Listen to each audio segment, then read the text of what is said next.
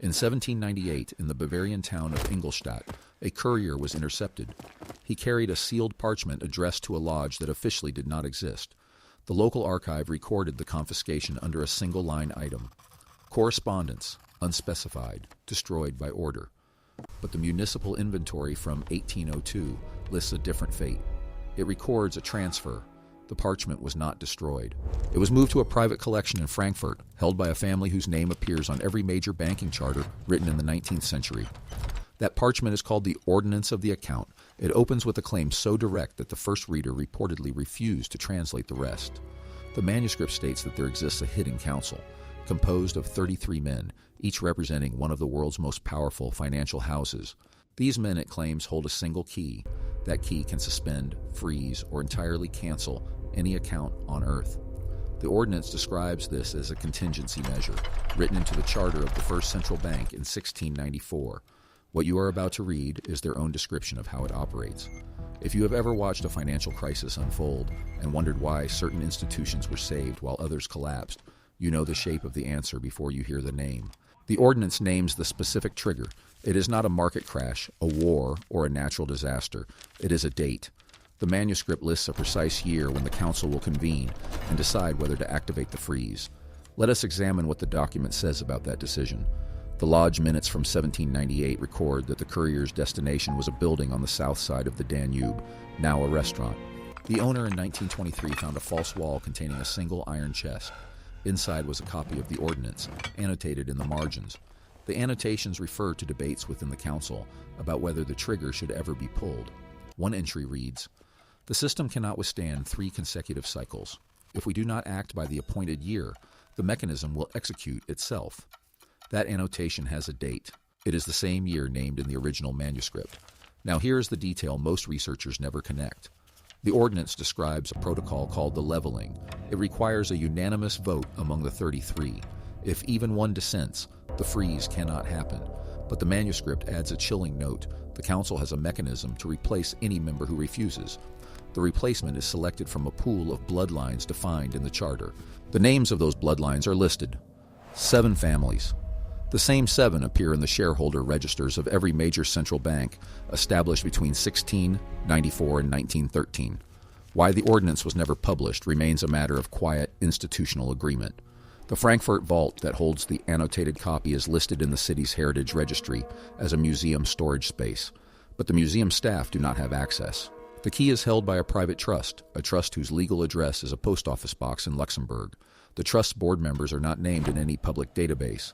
If you have ever tried to trace the ownership of a shell company through layers of jurisdictions, you know the feeling of running into a wall that was built specifically to stop you. You are now looking at the 3rd layer of the secret. The first layer is the existence of the ordinance. The second is the naming of the 33. The third is the mechanism itself. The manuscript describes a global ledger maintained in a single physical vault somewhere in Central Europe.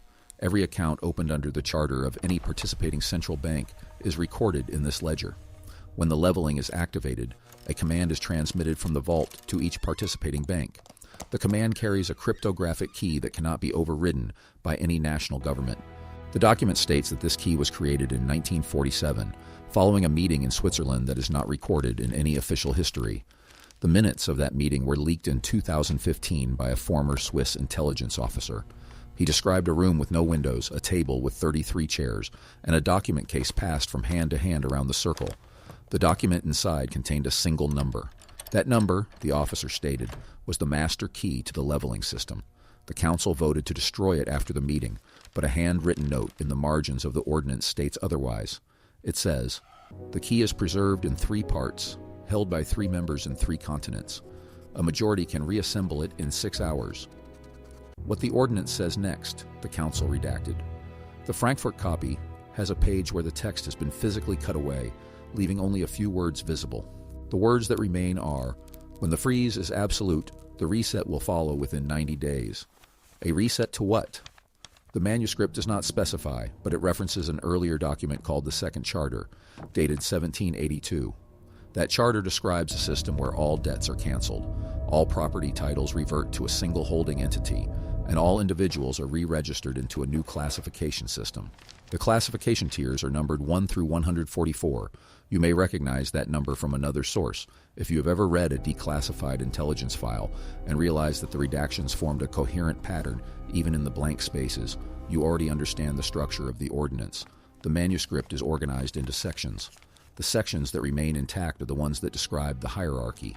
The sections that are cut, burned, or overpainted are the ones that describe the after. The Council's own records admit this. A memorandum from 1983 held in a private collection in Vienna states, "The ordinance must remain incomplete in any accessible copy. Complete copies exist only in the 3 vaults of the Guardians." The 3 Guardians are named in the memorandum, not by their current identities, but by their institutional roles.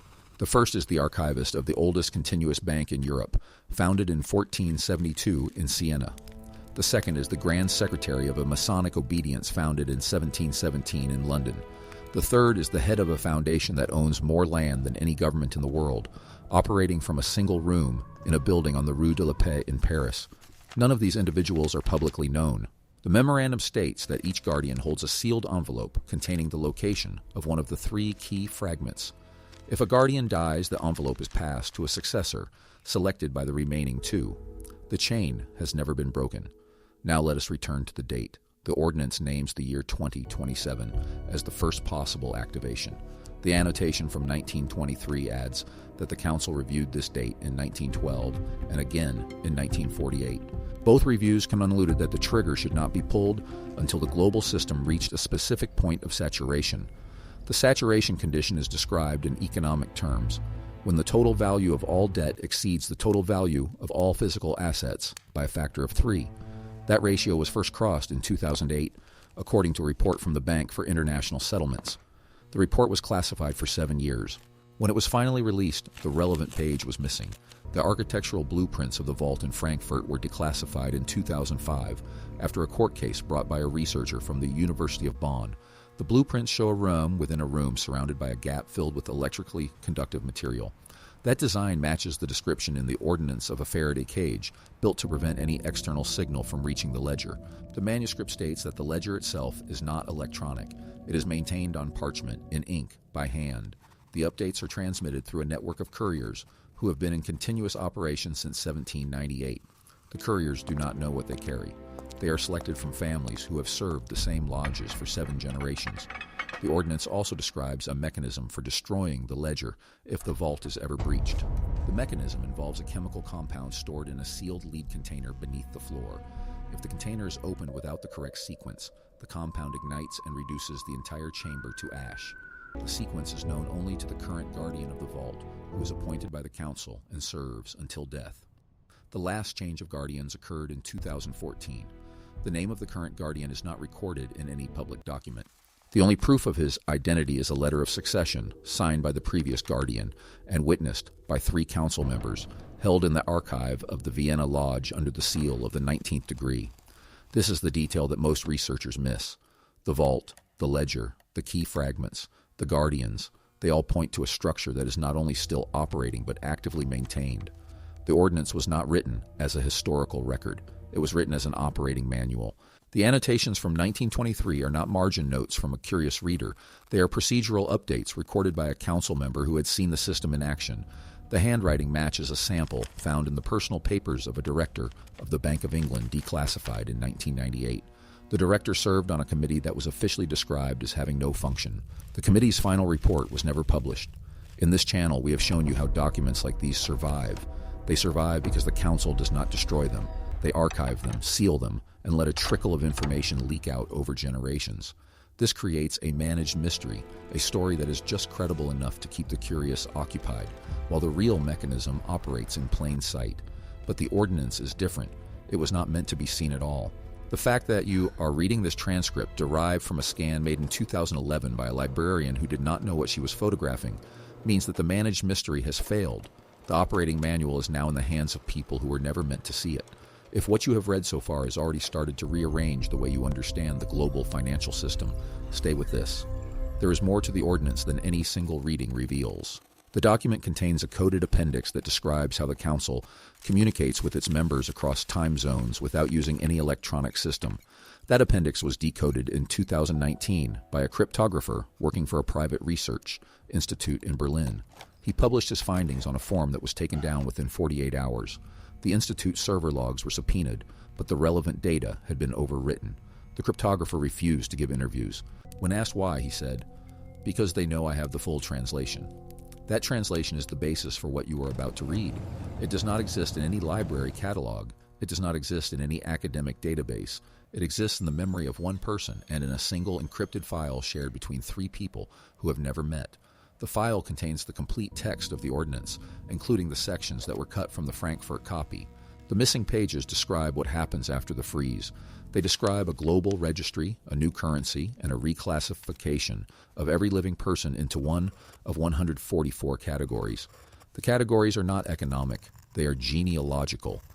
The ordinance states that the Council has maintained a complete genetic record of every bloodline in Europe since the 1700s, cross-referenced with the membership rolls of every major Masonic obedience. The freeze is not a financial event. It is the trigger for the final sorting. You now know more about the ordinance than 99.9% of the people who have heard its name. You know the year of the possible activation. You know the ratio that must be reached. You know the 3 guardians and their locations. You know the vault, the ledger, the key fragments, the courier network, the chemical destruction mechanism, and the coded appendix. What you do not know, because it was redacted even from the full translation, is the list of names. The Council's own membership roster is not written in the ordinance. It is held separately in a sealed document called the tally. The tally is updated once per year. The update is transmitted by courier to each guardian. The guardians compare their copies. If the 3 copies match, the tally is considered valid. The last time they did not match was 1945. The discrepancy was resolved within 6 weeks. The guardian who reported the mismatch died of a heart attack 3 days later. No autopsy was performed. If you have ever felt that the pieces of modern history refuse to form a coherent pattern, you now understand why. The pattern was never meant to be seen. It was designed to be experienced as chaos, so that those who follow it by instinct would identify themselves to those who already see it. The ordinance calls this the revealing, a process by which the 7 bloodlines select new members from outside the lines based on demonstrated ability to recognize the structure. The selected ones are not named in the document. Their tests are. One of the tests is the ability to read a full transcript of the ordinance without needing to dismiss it as fiction. You have already passed that test. The question is whether you will be satisfied with passing. There is a reason the ordinance was named as it was. The word ordinance in the Masonic context means a decree that carries the full authority of the highest council. It is not a suggestion. It is not a contingency plan. It is a binding instruction, issued to all lodges and all councils under the authority of the 33rd degree. The ordinance of the account is not a prediction of what might happen. It is a procedure that has already been authorized. The decision to activate it has already been made. The only variable is the date. The manuscript gives a range between 2027 and 2032. The exact year will be determined by the Council at its next full convocation. That convocation has not happened since 2011. It is scheduled to reconvene in 2027, exactly 200 years after the first full convocation recorded in the archives. The convocation is held in a location that changes every time. The location is communicated to each of the 33 members by a separate courier who delivers a single sheet of paper with coordinates and a date. The paper is read and then burned. The courier never returns. The members travel under false identities using passports issued by a government that does not officially exist. That government was established under the Treaty of Versailles, Article 281, which authorized a temporary administration for a territory that was never named. The administration never dissolved. It has issued passports continuously since 1921. The passports are recognized by every country that signed the treaty. The Council uses them to cross borders without generating immigration records. The paper trail ends at the point of issue. You are now looking at the 4th layer. The first was the document's existence. The second was the trigger mechanism. The third was the physical infrastructure. The fourth is the legal framework that makes it all invisible. The ordinance was not written in a vacuum. It was drafted by the same jurists who wrote the charters of the central banks, the same architects who designed the vaults, the same genealogists who maintained the bloodlines. The document is not a conspiracy theory. It is the missing page of a legal system that has been operating in the background for 300 years. You are not reading about history. You are reading the unpublished appendix to the modern financial order. If what you are reading has already begun to connect with details you have seen before, the unexplained transfers, the sudden bank failures, the institutions that vanish from the news cycle without explanation, then you already understand that the ordinance is not a text to be interpreted. It is a map to be followed. The map shows a structure that is not hidden in the sense of being buried. It is hidden in the sense of being visible everywhere, but recognized nowhere. The 33 are not ghosts. They are the men whose names appear on the boards of the world's largest holding companies, the trustees of the oldest charitable foundations, the directors of the last private banks. You have seen their faces, you have read their names. You just did not know they were all in the same room. The question you must answer is not whether the ordinance is real. The translations exist. The blueprints exist. The court case from 2005 is a matter of public record. The memorandum from 1983 was photographed by the researcher who found it.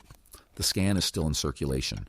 The question you must answer is whether the system it describes is still in use. The answer is in front of you. The same bloodlines that appear in the ordinance appear in the shareholder registers of the banks that survived 2008. The same families that funded the central banks of the 18th century funded the bailouts of the 21st.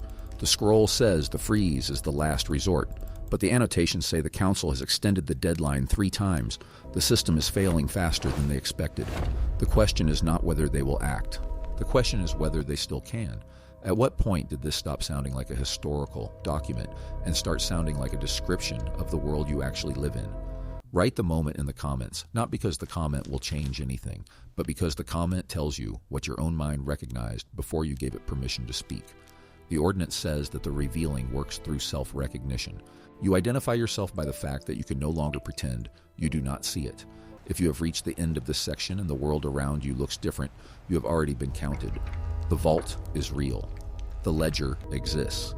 The key fragments are held by 3 men whose names are not in any database you can access. The target date is within your lifetime. The question is not whether the mechanism will activate.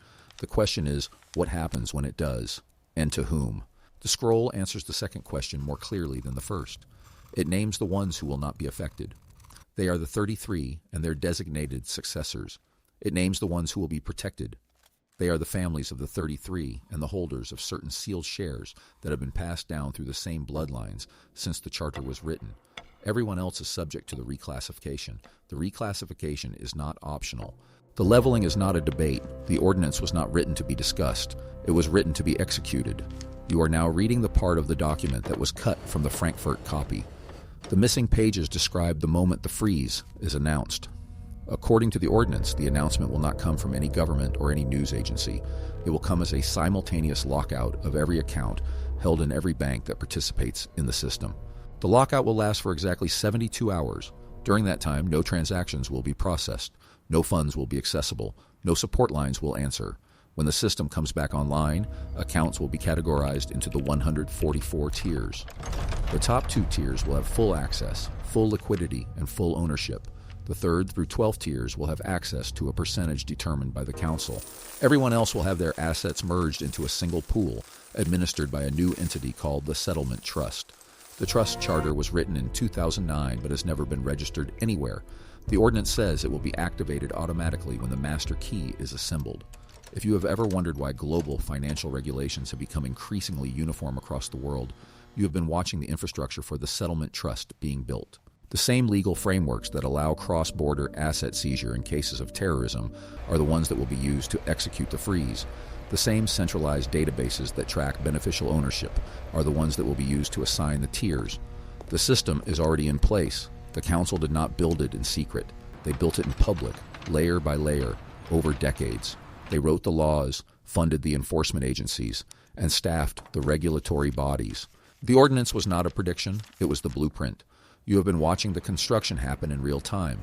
The only thing you did not know was the name of the architect. The Frankfurt Vault opened in 2021 for a routine inspection. The inspection report was leaked by a contractor who copied the file before it was deleted. The report describes a room with no windows, a single table, and a chair. On the table sits a locked box made of brass. The box has 2 locks, not 3. The 3rd lock was removed in 1892 and is held separately by the Guardian in London. The box contains the master ledger. The ledger is written on calfskin, bound in oak boards, and sealed with wax bearing the emblem of the 19th degree. The contractor described the seal as still intact. He did not photograph it. He was not allowed inside the room. He only saw it through a reinforced glass window installed in the outer wall. The window was added in 2005 after the blueprints were declassified. The council wanted researchers to know the vault existed, but to never touch the contents. They created the window specifically so that the evidence could be seen but not verified. You can see the window if you visit Frankfurt. It is on the 3rd floor of a building that looks like a law office. The building has no sign. You now know where the trigger is held. You know the mechanism that will pull it. You know the families that will decide. The ordinance ends with a single sentence, handwritten in a script that predates the typed text. The true test is not whether you understand the system, but whether you can feel it operating in every moment of your waking life. If you have read this far, you have already passed the first stage of that test. The second stage is staying in the discomfort of knowing that the system is not a theory. It is a room with a window in Frankfurt, a ledger on a table, and 33 men who have never been elected by anyone. You are not a shareholder in that room. You are not on the council. You do not hold a key fragment. But you now own something no one can take from you. The knowledge of what is really happening when the markets go dark and the news says everything is fine. Do you want to see what the redacted page actually says? The missing 5th page of the ordinance describes the reclassification tiers in detail and who sits at the top. Drop your answer in the comments. If enough of you ask for it, the full translation will be shared in the next video.